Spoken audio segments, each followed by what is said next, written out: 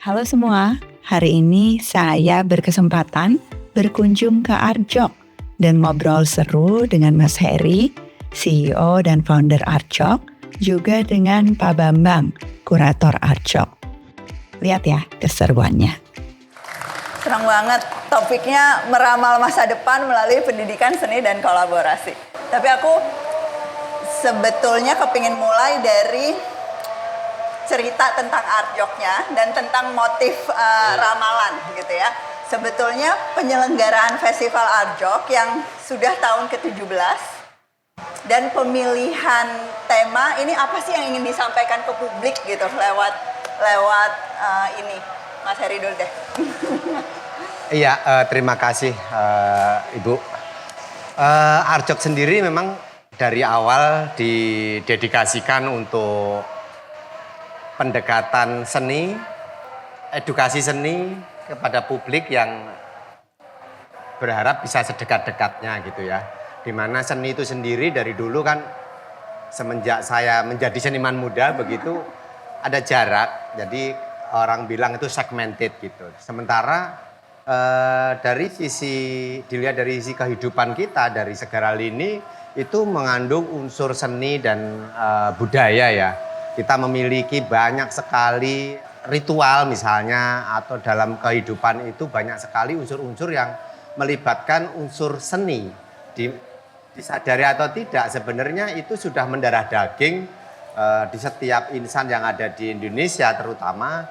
Itu semua dari lahir sampai kita mati itu semuanya edukasi, kemudian bagaimana kita mau mengerti setiap proses perjalanan hidup ini dengan bahasa-bahasa yang seni dan artistik gitu. Betul. Maka kemudian ketika saya belajar tentang seni dan kemudian itu kenapa menjadi berjarak, maka kemudian kita memiliki keinginan bagaimana edukasi seni ini kemudian menjadi sesuatu yang ringan, menjadi sesuatu yang biasa, menjadi suatu kebutuhan dan itu sangat disadari bahwa kita tidak bisa lepas dari seni. Maka kemudian Arjok ini didedikasikan untuk edukasi seni dari segala umur gitu. Jadi kemudian kita selalu memiliki jargon mendekatkan seni kepada publik sedekat-dekatnya.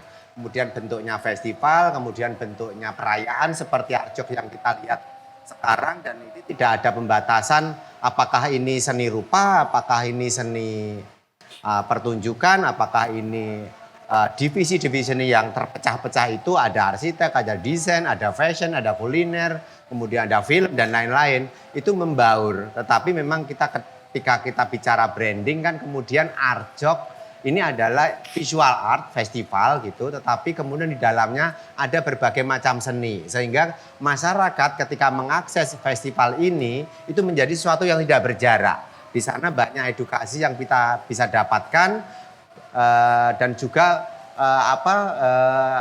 antara seniman kemudian dengan publik itu menjadi dekat. Kemudian bisa diakses sedemikian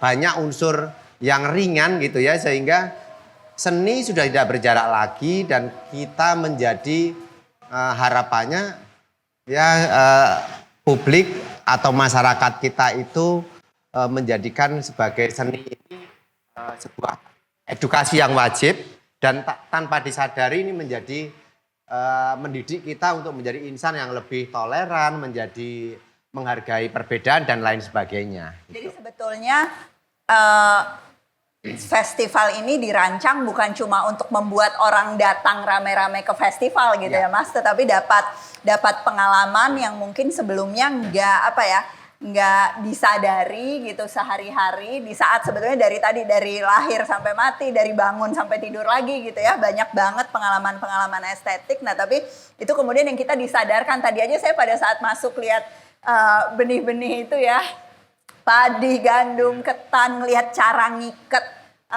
padi yang kayak saya bilang sama masuknya ini simpulnya aja indah banget gitu ya, dari ngiket padi hal-hal yang kita tuh nggak sadari sehari-hari, begitu banyak suara, begitu banyak yang kita lihat gitu, dan itu pengalaman itu yang Mas Heri harapannya tuh pulang dari Arjok jadi lebih sensitif juga gitu ya.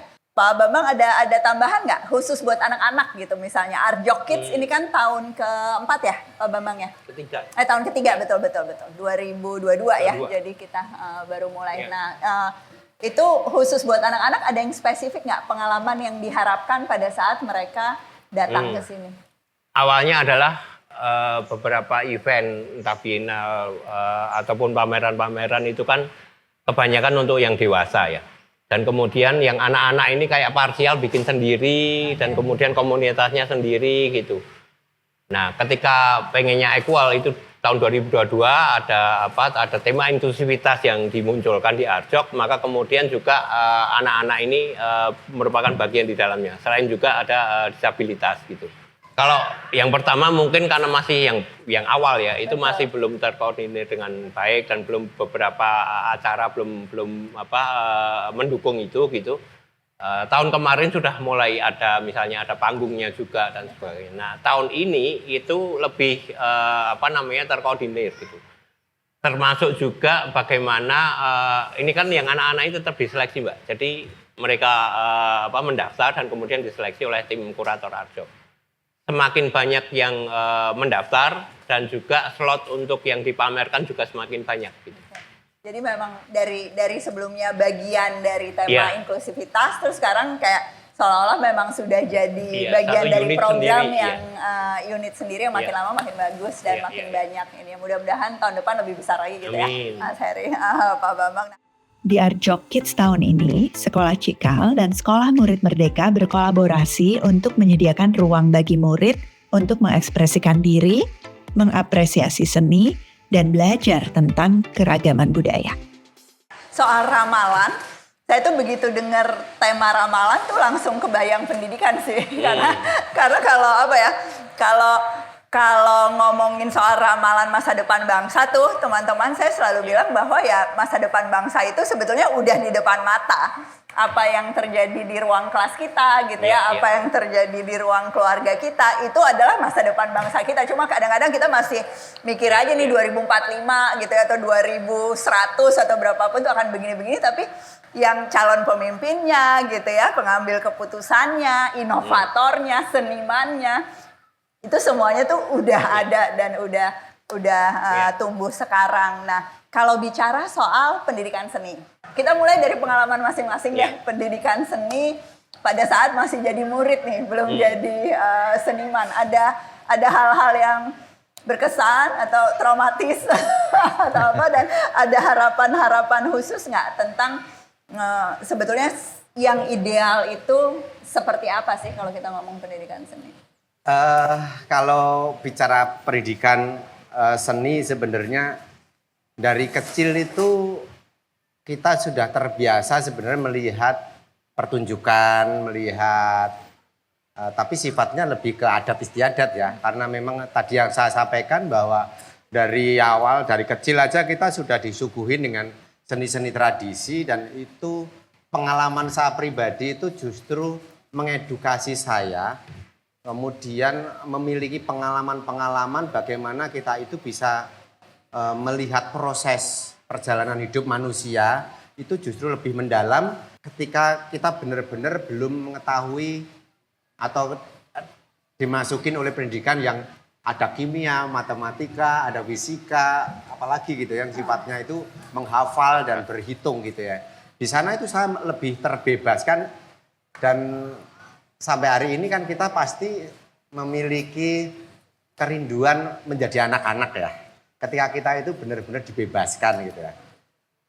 SMP pendidikan seninya berkurang, SMA semakin berkurang. Kemudian setelah lulus SMA, kemudian saya ke Jogja gitu, kemudian bertemu dengan teman-teman yang senasib, ketemu seniman, baik itu seniman jalanan maupun seniman yang akademis gitu. Saya menjadi sangat ini yang namanya kemudian demokratis gitu ya. Kita menjadi sangat bebas, dan kita terutama bebas memilih ya. Kita tidak lagi dibeda-bedain seperti yang ada di sekolah, ketika kita harus seragamkan, harus belajar ini semuanya harus paham gitu. Nah, begitu saya keluar atau masuk di Jogja dan ketemu dengan seniman-seniman, begini ya gitu. Saya kan tidak dari Begini lulusan. yang namanya belajar dengan merdeka gitu ya, pada saat merasa berdaya gitu ya. Ketika untuk saya memilih. dibebaskan itulah kemudian saya menemukan seperti didekatkan dengan jati diri, didekatkan dengan pilihan yang benar-benar menjadi harapan saya selama ini. Jadi Dan itu baru di usia 18, di usia 19 setelah gitu lulus kan, SMA gitu. SMA. Setelah lulus SMA saya seperti bebas benar karena saya ketemu dengan banyak orang dan dari berbagai macam bidang. Sebenarnya cita-cita saya bukan jadi seniman, tapi pengen menjadi itu loh yang gambar rumah gitu kan. Oke, arsitek. Itu loh ya, arsitek. Tapi ternyata di arsitek pun dekat sekali dengan seni. Dan justru ketika arsitek yang memahami seni atau desainer yang memahami seni, karyanya saya melihat lebih bagus ya gitu. Saya melihat di sana lebih wise gitu, lebih luas bagaimana dia menerjemahkan ide, gagasan menjadi sebuah karya. Jadi lebih manusiawi gitu kan.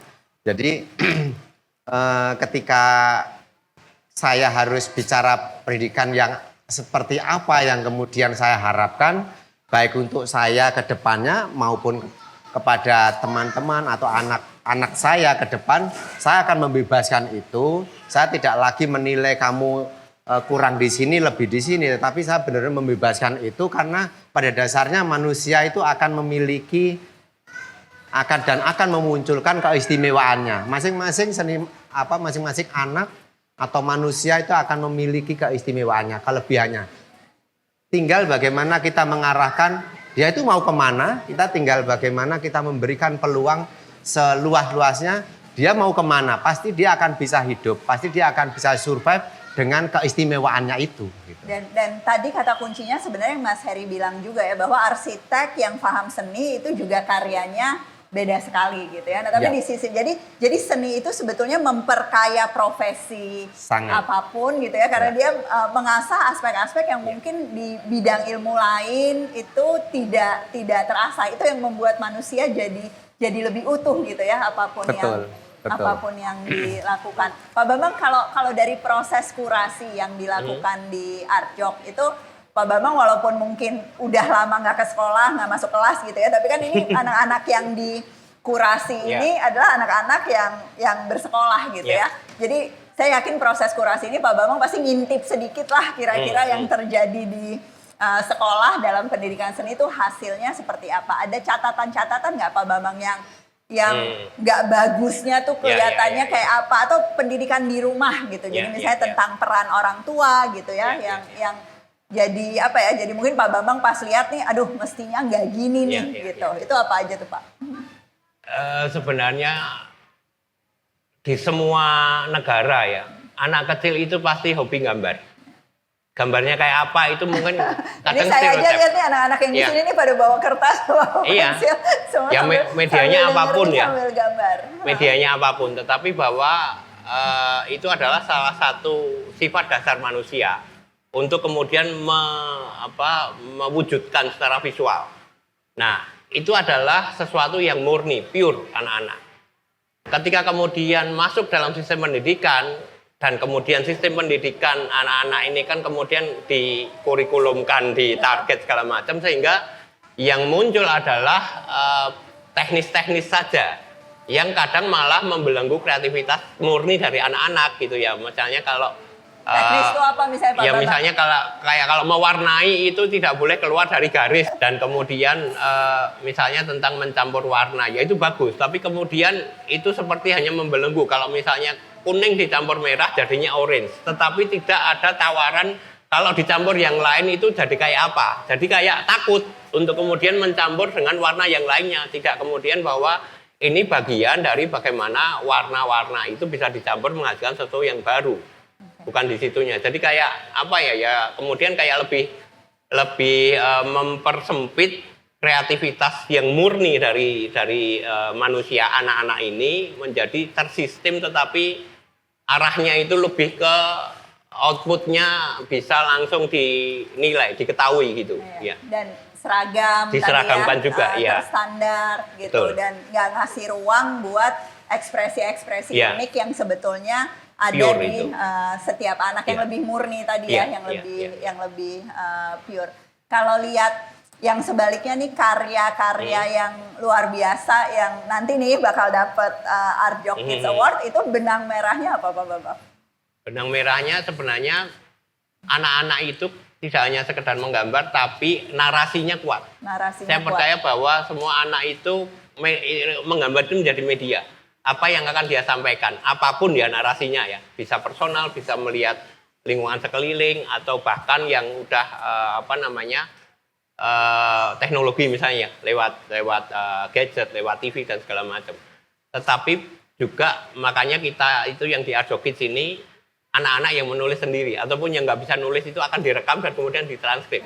Jadi lebih pure. Dia ceritanya tentang apa. Itu yang kemudian menjadi salah satu aspek bagaimana menentukan yang terpilih ini. Oke. Jadi bukan hanya tentang teknis menggambarnya, tetapi idenya, orisinalitasnya, elaborasi tentang karyanya yang munculnya betul-betul dari dalam diri anak ya.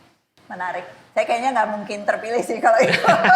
Udah belum terlambat tapi ya untuk mencoba ini karena pengalamannya tuh pengalaman yang kalau saya dulu tuh nggak terlalu menyenangkan sih teman-teman dalam pendidikan seni gitu. Di pengalaman di SMM, di pengalaman di Cikal itu memang melakukan kolaborasi antar disiplin bidang ilmu tadi. Jadi kemampuan berbahasa, mengekspresikan diri dan gagasan dengan seni itu selalu jadi bagian yang paling seru sih sebagai pendidik gitu ya. Kalau buat saya tadi Mas Heri bilang pelajaran seni makin lama makin berkurang jamnya. Kalau di Cikal di SMM tuh nggak gitu Mas. Jadi benar-benar kita pastiin bahwa ya karena seni itu sebetulnya lintas mata pelajaran gitu ya. Jadi memang tentu ada kesempatan-kesempatan untuk melatih aspek-aspek tertentu, gimana mereka berkreasi gitu ya, gimana mengapresiasi dan merespon karya seni. Tetapi dalam banyak bidang ilmu lain termasuk teknologi dan sebagainya itu unsur pengalaman estetiknya tuh jadi bagian yang penting sekali gitu buat menumbuhkan kompetensi. Saya tuh pengen ngundang ada orang tua murid sekolah murid Merdeka dan murid juga. Kita panggil yuk buat join ke atas panggung. Tobi ada di situ sama Bu Elin. Mari tepuk tangan dulu dong.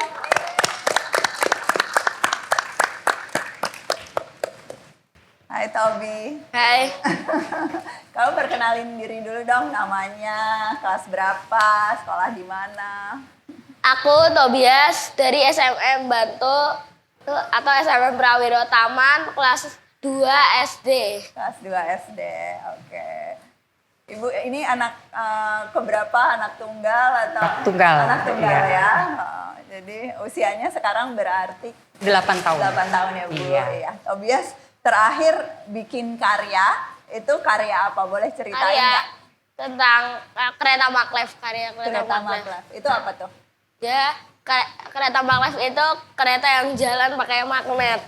Oke. Nggak punya roda jadi. Dia nggak punya roda. Kenapa kok kamu bikin karya itu? Karena aku menemukan inspirasi dari buku.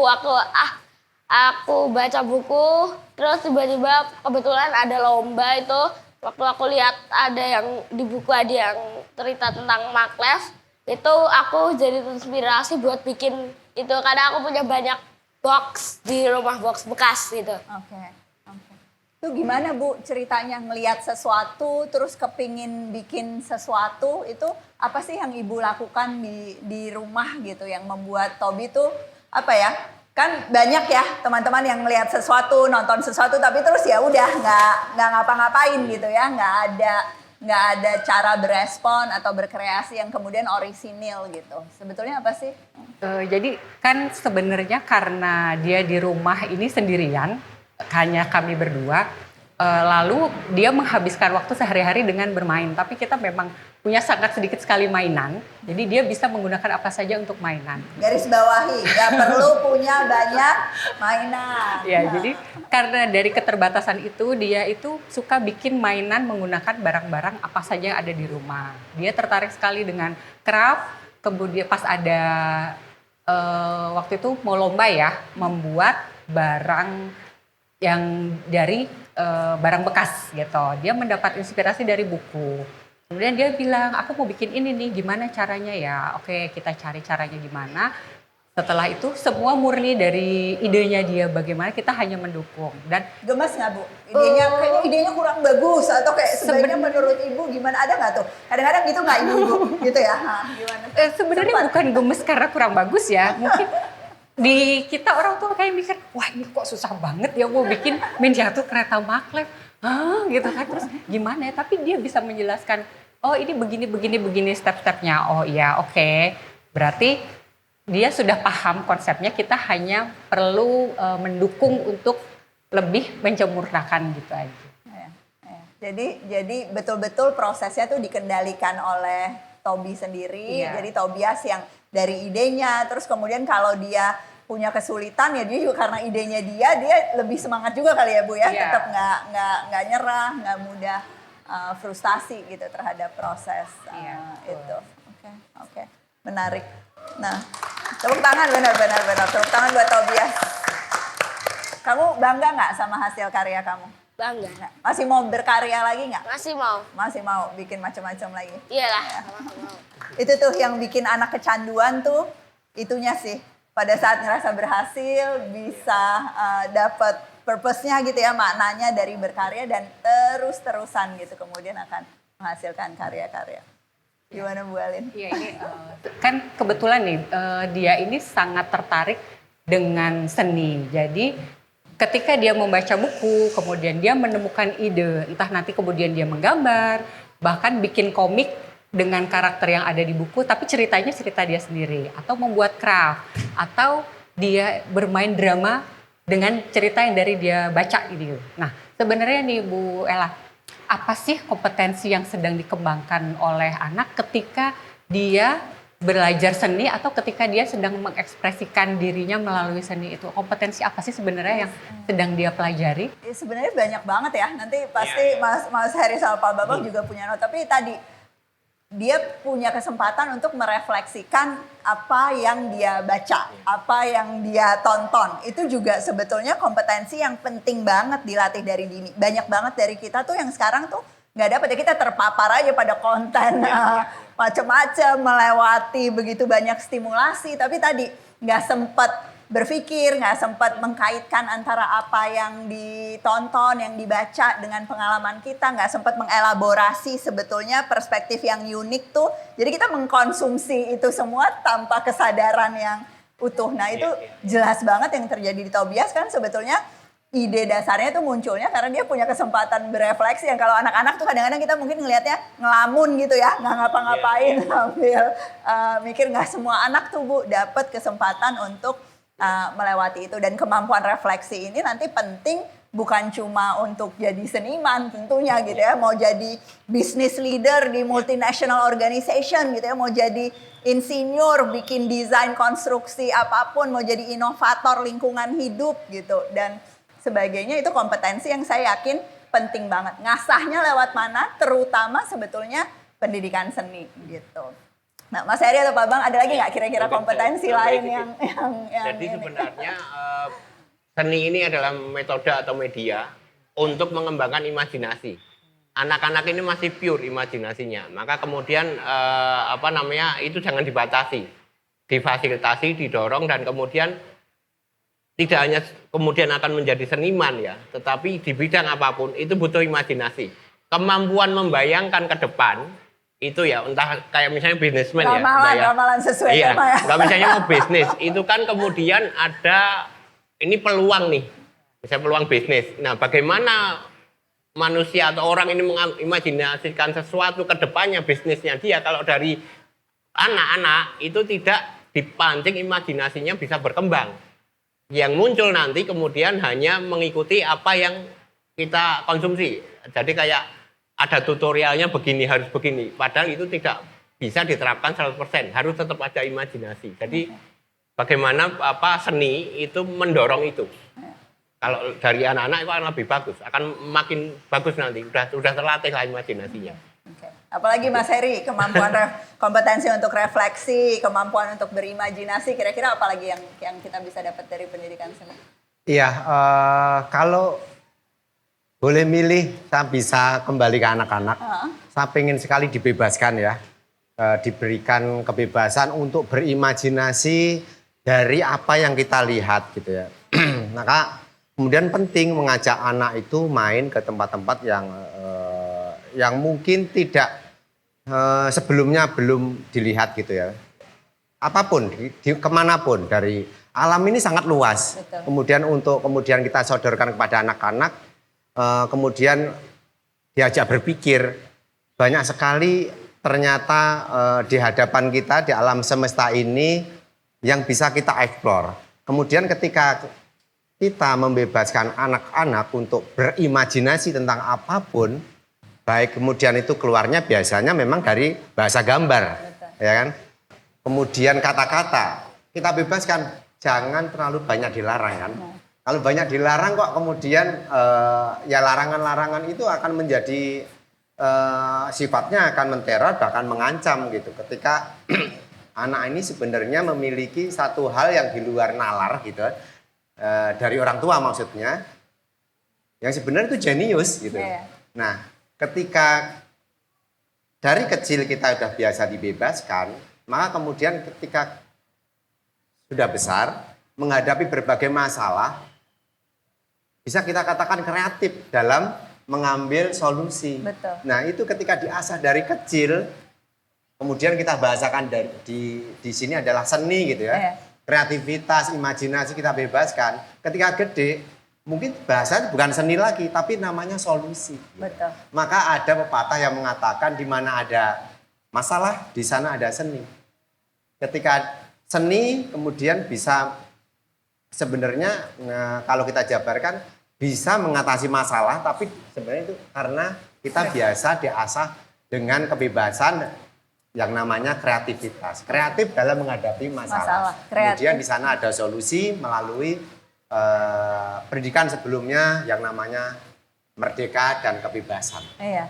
Ini tuh penting banget sih Bu Elin, penting banget teman-teman, karena sebelumnya kita melihat yang namanya seni itu bergunanya ya di kertas, di panggung gitu ya. Tapi konteks kenapa kompetensi ini jadi penting sehari-hari itu seringkali tidak terbayang gitu. Untuk jadi tadi kreasi gitu ya, mampu mempraktekkan kreativitas itu sebetulnya jadi orang yang solutif, yang inovatif, dan tentu areanya tuh bukan cuma di area seni. Saya pengen garis bawahi juga sih, Tobias waktu bikin si karya ini, nyobanya cuma sekali atau sempat nyoba 2 kali atau 3 kali atau berapa kali? Oh, berkali-kali. Berkali-kali. Karena Berapa? bikinnya kan susah. Susah.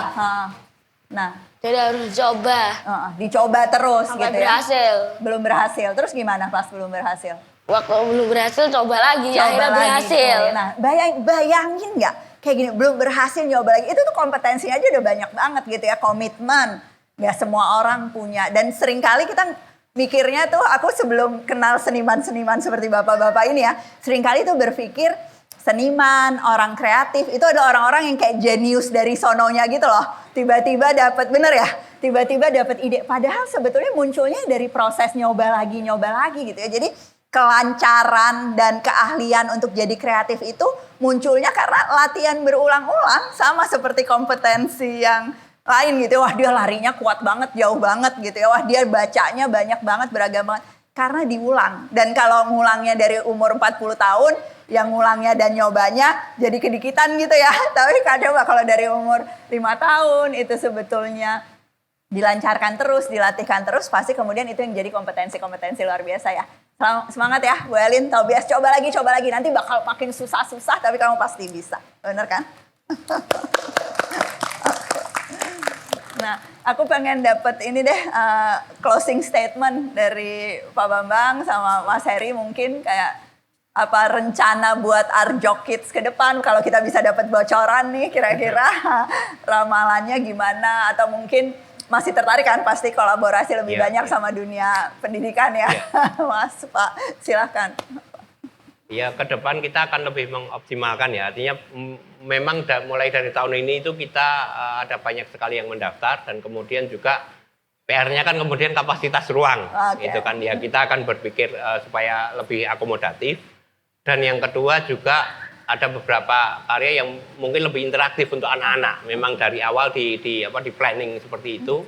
Dan juga yang ketiga adalah bagaimana aktivasi dari anak-anak ini baik pengunjung maupun pesertanya juga akan makin terjalin di Arjo Kids gitu ke depannya. Oke. Jadi pengalamannya bakal jadi pengalaman yang baru terus, makin menyenangkan gitu ya, dan manfaatnya insya Allah makin banyak. Mas Heri, ada nggak? Ya, saya ingin adik-adik yang pengen ikut Arjo Kids jangan pernah takut menghadirkan sesuatu yang di luar kebiasaan. Jadi ketika melihat Arjo Kids sekarang memang banyak lukisan gitu. Saya sebenarnya ada ketakutan gitu. Seperti kita justru membatasi bahwa kreativitas itu hanya di atas warna, di atas kanvas atau 2 dimensi. Sangat terbuka peluang apapun seperti yang ada di ruang pameran di Arjok ya. Di sana kan banyak instalasi, banyak barang-barang yang remeh-temeh, kemudian itu dinarasikan, dikasih cerita, dan itu menjadi sebuah karya seni. Bahkan orang akan justru melihat maju mundur, bahkan komentar sampai kalau ini pun saya bisa gitu ya. Tetapi jangan salah gitu, bahwa melihat sesuatu yang remeh-temeh, kemudian ketika kita itu dikemas menjadi sesuatu yang seni gitu ya, ini menjadi sesuatu yang baru dan itu menjadi sebuah temuan. Adik-adik bisa mengeksplor apa saja, bisa mengupas, bisa mengambil, bisa menggunakan barang-barang di sekitar adik-adik semuanya, itu menjadi sebuah karya. Ketika ini dipindahkan ke dalam ruang pamer, tadinya itu cuma tergeletak ada di pojok ruangan, ketika ini disentuh oleh anak-anak dan diisi cerita, dan dihadirkan di ruang pamer, itu ternyata menjadi karya seni yang kemudian bisa menimbulkan sesuatu, katakanlah itu, ini bisa dibagi kebahagiaannya, dibagi nilainya, dibagi artistiknya. Sangat luas dan terbuka lebar untuk adik-adik untuk mengeksplor apapun yang ada di sekitar kita gitu. Jadi eksplorasi, habis itu kirim ke Arjok buat dikurasi. Betul, gitu ya Mas ya. Jadi pengalaman seni jangan dijadikan pengalaman sendiri gitu ya, pengalaman yang sepi, tapi dibagi teman-teman, dibagi dalam konteks keluarga, buat kalau ada guru-guru di sini dibagi di kelas dan kemudian dibagi dengan publik luas. Betul. Lewat Arjok. Mudah-mudahan didoakan lancar terus, dan belum buat yang lagi nonton dan belum sempat hadir, saya tadi malam surprise banget pas ngobrol, katanya pengunjung barunya Arjok tuh 40% setiap tahun. Jadi mudah-mudahan yang belum pernah sama sekali juga tergelitik untuk hadir di tahun ini maupun tahun-tahun mendatang. Makasih ya udah bikin Arjok keren banget. Jadi pendidikan alternatif, sumber belajar, sumber inspirasi buat semua. Terima kasih juga ya Tobias, Welin, thank you. Makasih semua yang udah nonton. Ayo kita rayakan keragaman seni dan beri apresiasi untuk setiap karya serta kreativitas yang lahir dari kemerdekaan berekspresi.